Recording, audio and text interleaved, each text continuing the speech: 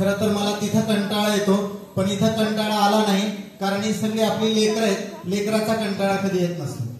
दुसरी गोष्ट, मी पालकांच्या भूमिकेमधून 2 शब्द मांडणार आहे. पहिली गोष्ट अशी की आजकाल फिजिओथेरपीचं खूप महत्व आहे. वेताळेश्वर शिक्षण संस्थेचं मी सर्वप्रथम आभार मानेल की लातूर सारख्या ठिकाणी त्यांनी व्यवस्था केल्यामुळं माझी मुलगी डॉक्टर बनली. वैष्णवी माझी मुलगी आहे आणि त्याच्यामुळे डॉक्टर बनल्यानंतर मला एक आज वेगळा आनंद आहे.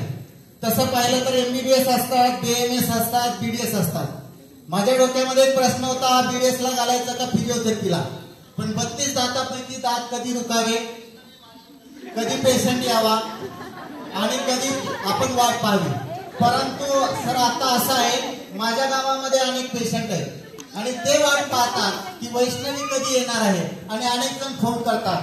कारण डॉक्टर मेश्राम सर आणि त्यांच्या मिसेस यांनी रेणापूरला एक शिबिर घेतलं होतं. त्याच्यावर आमच्या परिसरामध्ये एवढा प्रचार झाला आणि त्यामुळे मी धन्यवाद मानेन दोघांनाही, विशेषतः डॉक्टर मेश्राम सर आणि त्यांच्या श्रीमती. खरोखरच मला त्यांच्याकडे पाहिल्यानंतर सावित्रीबाई फुले आणि ज्योतिबा फुले यांची आठवण होते. कारण कांदा भाजी अवघी मिठाई माझी, लसूण मिरची कोथिंबिरी अवघा झाला माझा हरी, असं म्हणत सावता माळी कधी पंढरपूरला गेला नाही. आपल्या पिकामध्ये त्याने ईश्वर पाहिला. तसं या जोडींनी तुम्हा लेकरांमध्ये ईश्वर पाहिलाय आणि त्याच्यामुळे एकदा जोरदार टाळ्या या जोडीसाठी.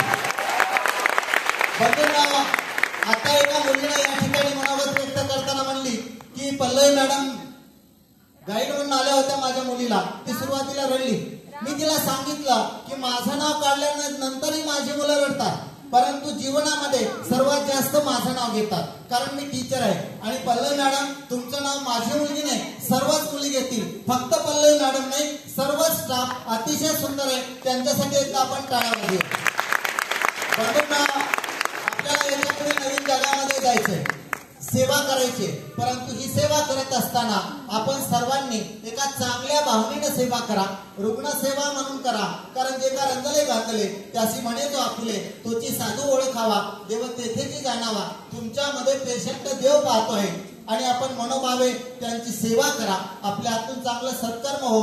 फक्त शिक्षणासाठी इथंच न थांबता आणखीन तुम्ही ज्ञान घ्या, समाजासाठी काम करा, कारण आपल्याला दीनदुबळ्यांची आणि पीडितांची सेवा करायची आहे. इथं सगळं हे म्हणण्याचा माझा उद्देश एवढाच आहे की आपल्याला या समाजाचं चित्र बदलायचं आहे.